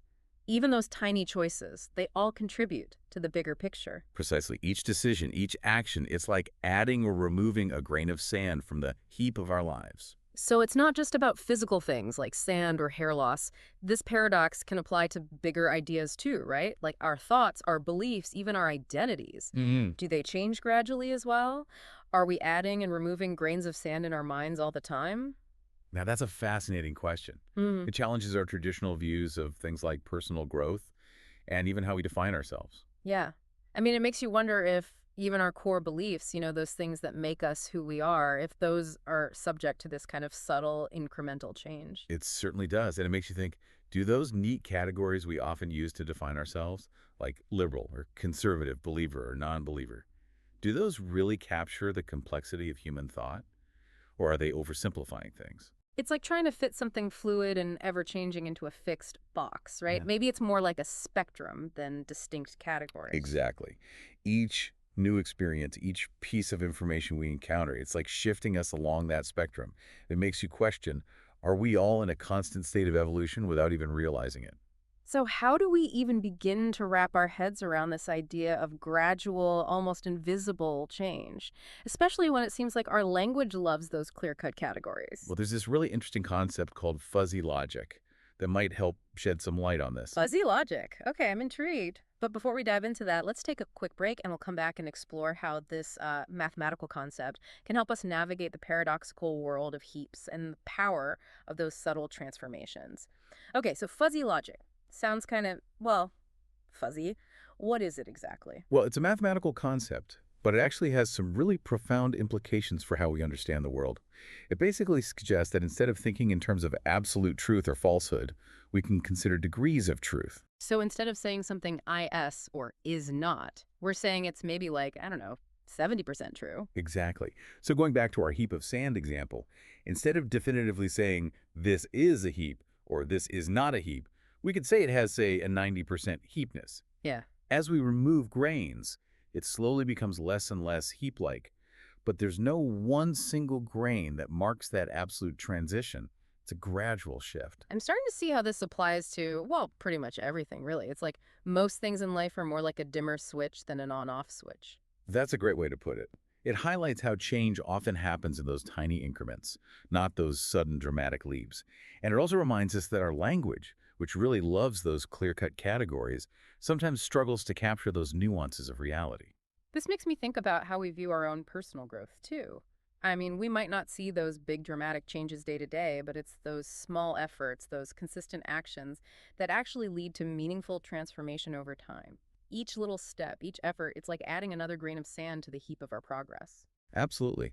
Fuzzy logic emphasizes the importance of consistency and persistence.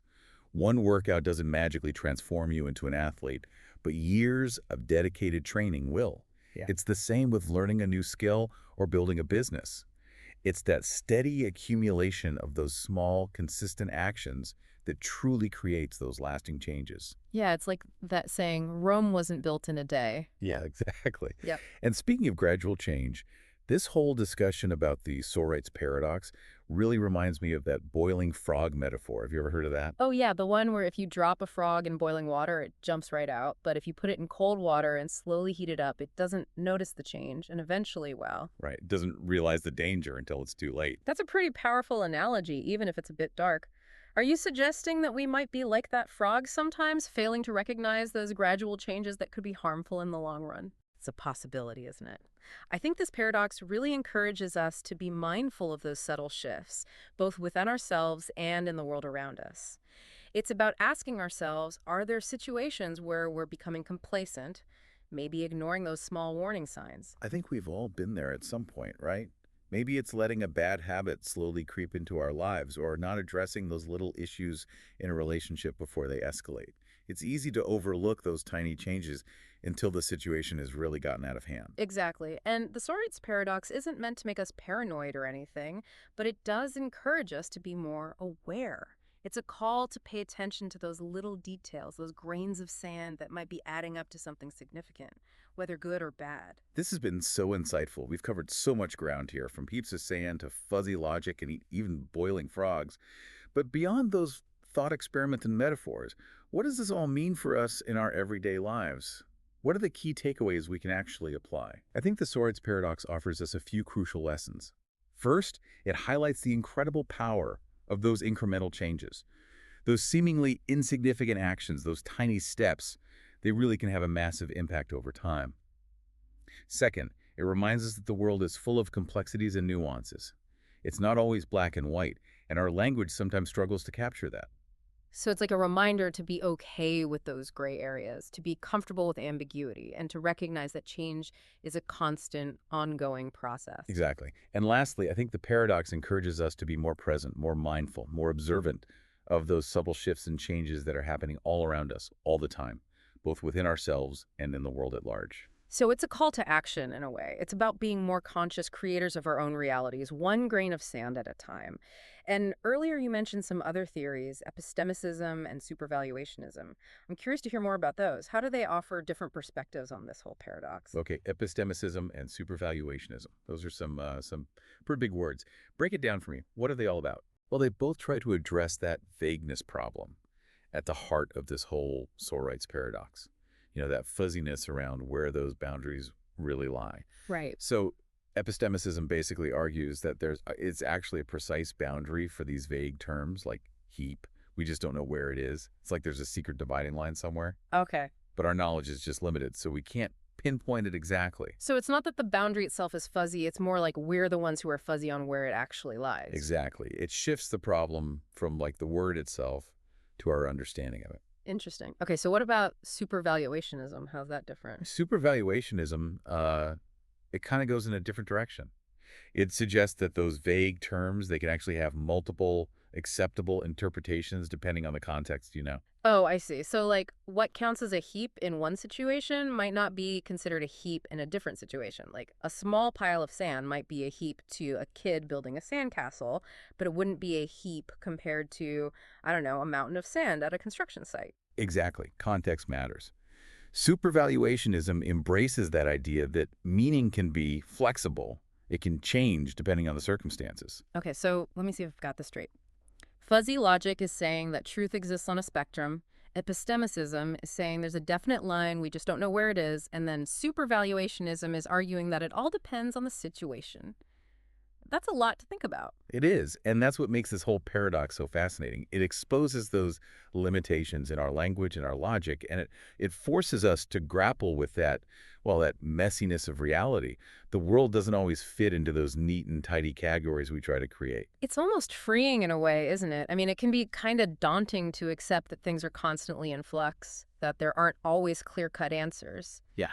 But it also opens up possibilities, doesn't it? I mean, if we're not so bound by those rigid definitions, maybe we have more freedom to shape our own experiences, our own understanding of the world. I think that's a beautiful way to put it.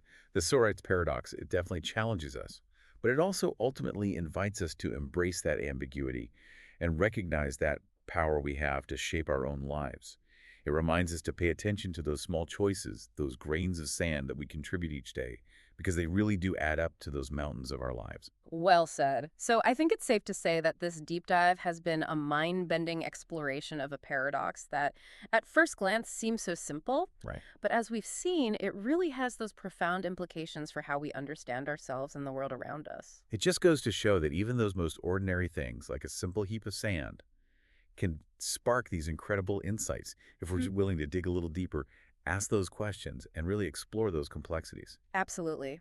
And on that note, deep divers, we've reached the end of another deep dive. We hope you've enjoyed this exploration of the Sorites Paradox. Until next time, keep those minds curious, embrace those gray areas, and remember, even the smallest grain of sand can make a difference. All right, strap yourselves in because today we're diving into a concept that'll really twist your melon. It's the twin paradox, and let me tell you, it's a wild trip through Einstein's relativity. Oh, it's a head scratcher for sure. But, what makes the twin paradox so fascinating is that it takes something we think we get, time, and just flips it upside down. So paint the picture for our listeners. We got two identical twins, right? Right. One's a total homebody, happy, just chilling on Earth, while the other one, well, they're itching for adventure. They blast off in a spaceship to check out a distant star. And we ain't talking about some rusty bucket of bolts here. This spaceship is moving, approaching the speed of light, fast enough to make time itself go wonky. Okay, so we've got our twin astronauts, one stuck on Earth, the other zipping through the cosmos. So where's the paradox? The real kicker is this. When that space-traveling twin gets back home, they've aged way less than their Earthbound sibling. Even though they were born at the same time, they've experienced time totally differently. Hold up. How's that even possible? I mean, if time's a constant, shouldn't they have aged the same, space adventurers or not? That's what we normally think, right? But Einstein's theory of special relativity, it kind of throws a wrench in that whole idea. It tells us time isn't this rigid, universal thing. It's relative. It changes based on stuff like speed and gravity. So the faster you're moving, the slower time goes for you. It's like time flies when you're having fun, but like on a cosmic scale. Here you go. Imagine you're standing on a train platform, watching a high-speed train zoom past. Now, picture you could see a light beam bouncing between two mirrors inside that train. From where you're standing, that light's got to travel a longer path because it's moving with the train, right? Okay, I'm with you so far, but how does that connect to time? Here's the mind blower. That speed of light, It's got to stay constant for both you on the platform and someone on the train. So for that to work, time itself has to slow down for the person on that moving train. It's the only way the physics make sense. Whoa, hold on. It's not just how we see time that changes, it's time itself getting warped. That's a lot to It process. is, and it's called time dilation. Basically, for our train cruising through space near light speed, time's literally going slower compared to their twin back on Earth. All right, that kind of makes sense. But here's the thing. Couldn't you say that from the space twin's view, it's Earth that's moving away super fast?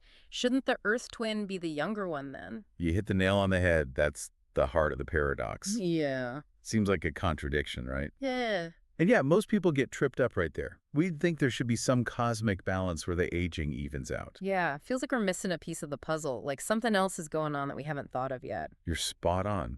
The thing is, the twins' journeys aren't perfectly symmetrical. There's a key difference that breaks this seemingly balanced equation. Lay it on me. What's the missing piece? Okay, so the space twin doesn't just cruise at a constant speed.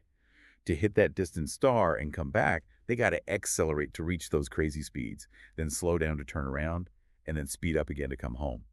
Those changes in velocity, the acceleration and deceleration, that's the key. So it's not just about speed, it's those changes in motion the space twin goes through. Exactly. The twin on Earth is mostly chilling at a pretty constant motion, while the space twin is getting all these intense jolts of acceleration.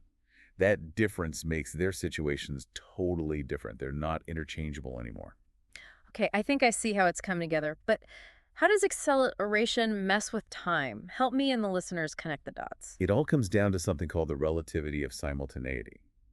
What we see is happening at the same time actually depends on where we are and how we're moving. So two things happening at the same time for one person might look totally different to someone moving at another speed, like two people watching fireworks. The person closer to the show hears the boom first, even though the light hits them both at the same time. Their now is different. That's it. Different perspectives can lead to different ideas of time. And it's exactly those differences, mixed with the effects of time dilation, that cause the age gap between the twins. Okay, back to our twins. How does this relativity of simultaneity thing play out during the Space Twins trip? Picture this. The space twins zooming away from Earth. Right when they reach their destination star, a supernova explodes somewhere else in the universe.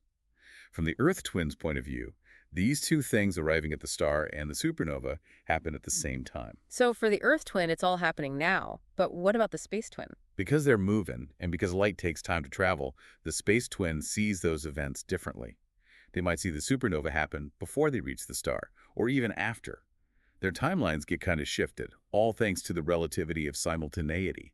So their idea of now isn't even the same anymore. That's wild. And I'm guessing this ties back into why they age differently. You got it. Time dilation, the different journeys because of the space twins' acceleration, and this mind-bending relativity of simultaneity, they all contribute to the space twin coming back younger than their earthbound sibling. All right, my brain's definitely doing somersaults, but in a good way. It's amazing how something as simple as twins can lead to such big questions about time and reality. It really is. And we're just getting started. There's so much more to explore. But first, let's look at some numbers to really get this point across. I'm ready. Let's see just how big this age difference can be when we're talking near light speed travel. All right, so give us some hard numbers. Say our space twins blasting off to a star 10 light years away at a crazy 99.5% the speed of light. How does that change their aging compared to their twin back here on Earth? Okay, so from the Earth twins' perspective, the round trip's going to take a bit over 20 years, right? 10 years out, 10 years back. Makes sense. Yeah, simple enough. But what about our speed demon up in space? Their time's moving differently. Exactly. Because of that time dilation thing we talked about, Mm. that space twin's going to experience those 20 Earth years way differently. For them, the whole trip's only going to feel like about 6 years. So they come back to Earth, what, 14 years younger than their stay-at-home twin? That's a huge difference. Really makes you think about how wild relativity can be when you're messing with those kinds of speeds. It really does. Makes you wonder if we ever could hit those speeds, would astronauts really age slower on those long trips? Sounds like science fiction, you know? Right, like they could come back to Earth after decades, centuries even, barely aged a day. It'd be like stepping into the future. And here's a thought. What if our space traveler brought, like, a pet along? Would it experience this time warp too? That's a good one. It's weird to think time dilation could affect something alive. not just a clock or a spaceship.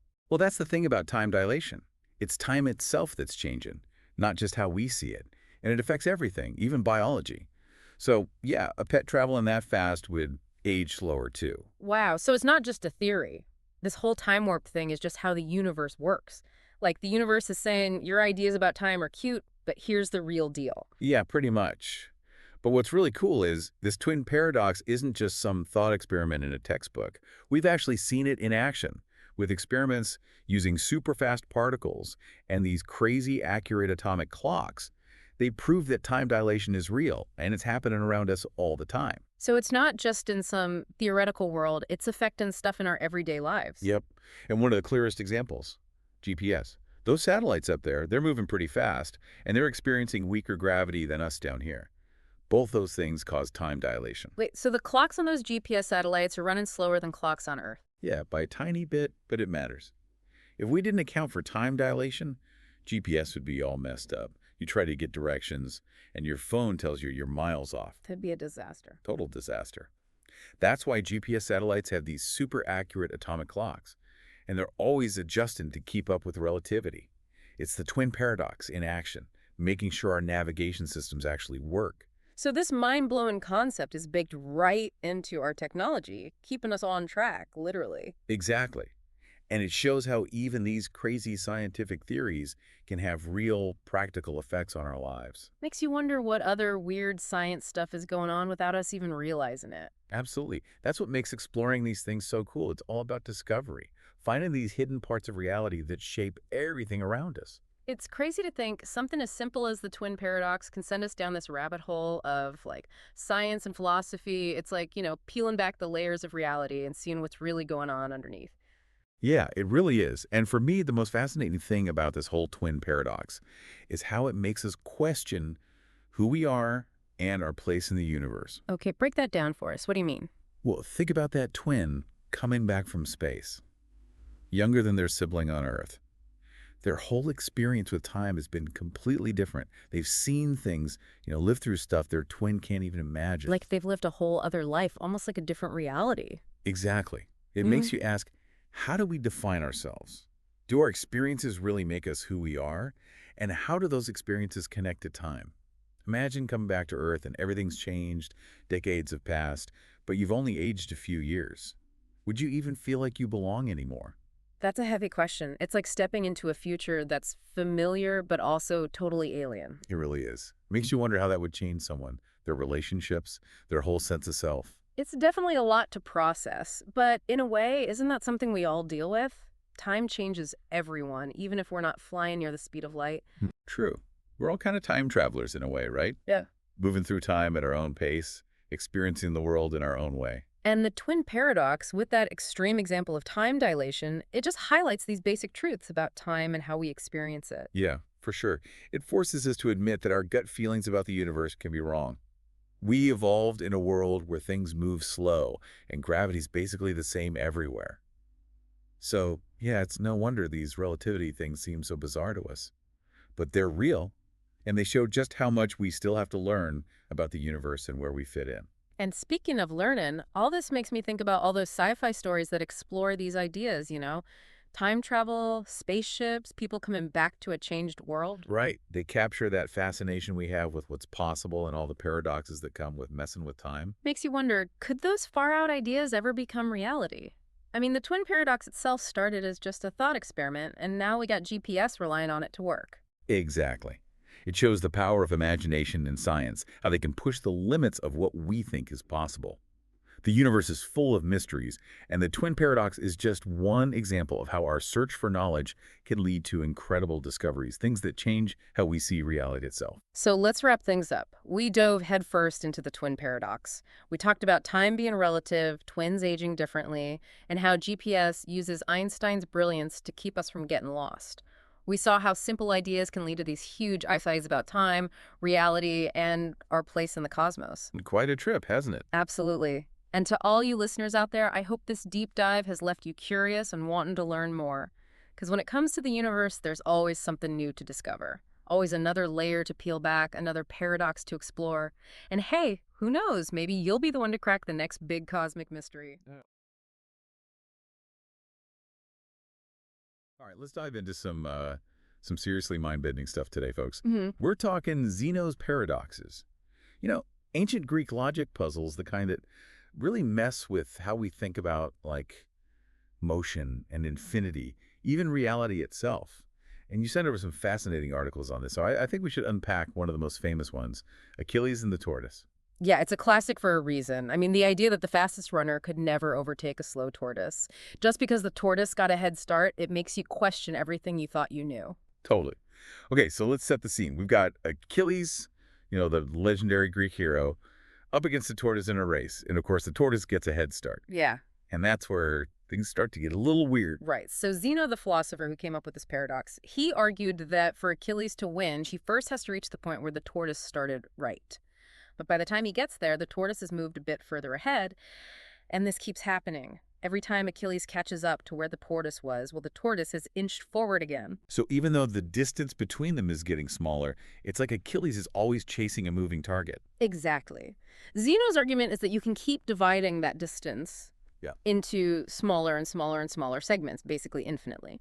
And since each of those tiny segments takes some time to cross, well, Achilles would need infinite time to actually catch up. Okay, now that's where my brain starts to melt a little bit. It's like we're mixing up infinite steps with infinite time. I mean, in the real world, we know someone could totally win this race. Yeah. So where's the disconnect?